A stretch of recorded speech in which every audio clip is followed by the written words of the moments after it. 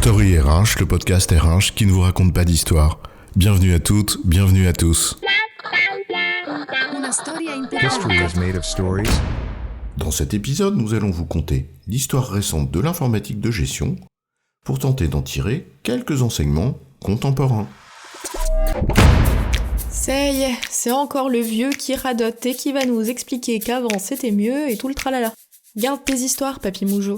Le train du digital est bien lancé, et toi, t'es resté sur le quai.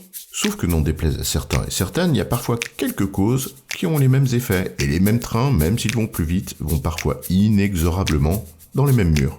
C'est paradoxal de se dire que c'est en regardant derrière nous qu'on voit mieux où l'on va. Sauf à marcher à reculons. Mais allons-y. Jetons un œil sur l'histoire informatique récente, pour éviter que certains de ces écueils ne se répètent. La constance des utopies digitales, c'est quoi l'histoire ? Les années 90, c'est 3 courants digitaux. Et chacun d'entre eux porte une grosse promesse de bénéfices organisationnels et managériaux. Les ERP, le knowledge management et l'essor d'Internet dans les entreprises. Les ERP, c'était, et c'est encore, une promesse d'amélioration de la productivité grâce à une modélisation des processus métiers. Et aussi une plus grande collaboration, chacun utilisant les mêmes substrats, le même socle, les mêmes logiques. Or, on sait les complexités et les errances qui en ont résulté, et on les observe toujours aujourd'hui. Des projets pharaoniques aux bénéfices aléatoires, mais aux surcoûts et dépassements de délai quasi systématiques, et aux effets collatéraux de recloisonnement. Dans le même temps, l'évolution technique de l'époque, notamment avec la baisse du coût du stockage, a permis les premiers développements du knowledge management avec 2 grandes caractéristiques. D'une part, un sujet beaucoup plus guidé par les avancées technologiques que par les besoins humains. Et d'autre part, une promesse très exagérée quant aux bénéfices attendus, notamment sur les dimensions prospectives et stratégiques du knowledge management. La seconde partie des années 90, c'est l'essor d'Internet et des intranets, en grande partie grâce aux propriétés natives des architectures entières, qui, à l'époque, contrairement au traditionnel client-serveur, favorisaient un déploiement massif à moindre coût. Et là, tout allait vite dans la démesure, notamment la bulle financière qui a accompagné tout ça. L'une des promesses sous-jacentes, c'était encore celle d'une meilleure collaboration interne, grâce aux échanges et aux transactions que la techno permettait plus facilement. Comme si le management des connaissances passait d'une logique centrée sur le stockage à une logique de flux, fondée sur les contributions des acteurs, la grande promesse de l'intelligence collective.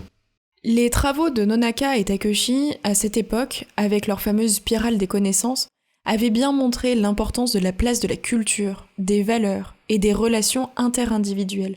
Et pourtant, la croyance, ou le culte de la rationalité technologique, a fait l'impasse, consciemment ou non, sur la nécessaire étape de socialisation des savoirs. Il faut peut-être avouer là que le minimum d'intention de partage que ça demande n'est pas nécessairement naturel quand on t'a expliqué pendant des années que l'information c'est du pouvoir.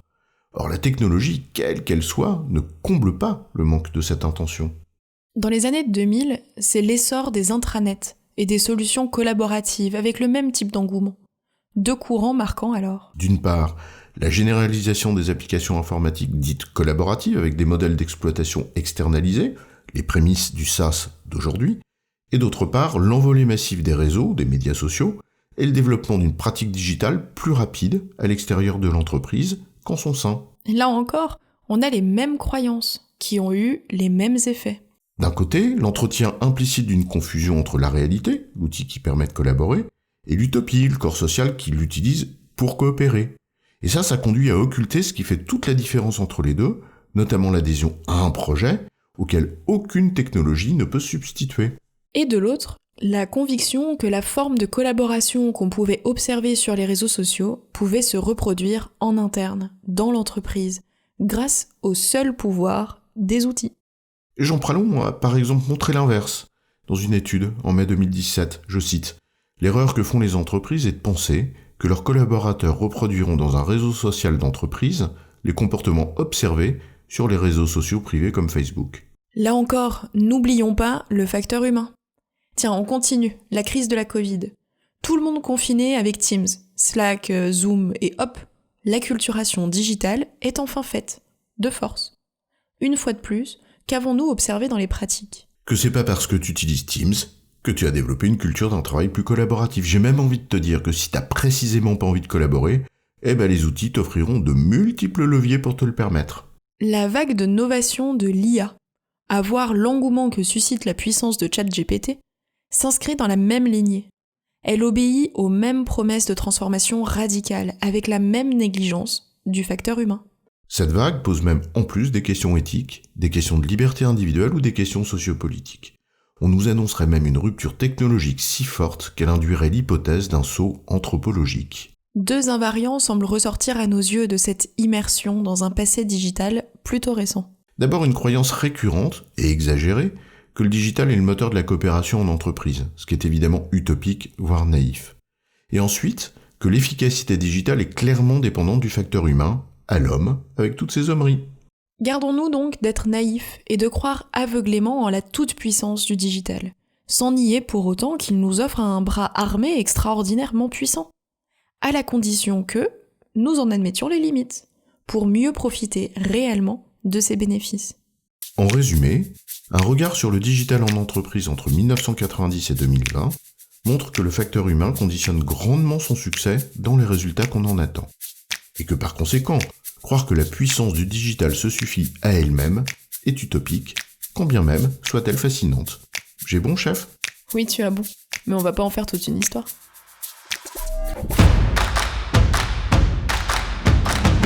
Story RH, le podcast RH qui ne vous raconte pas d'histoire.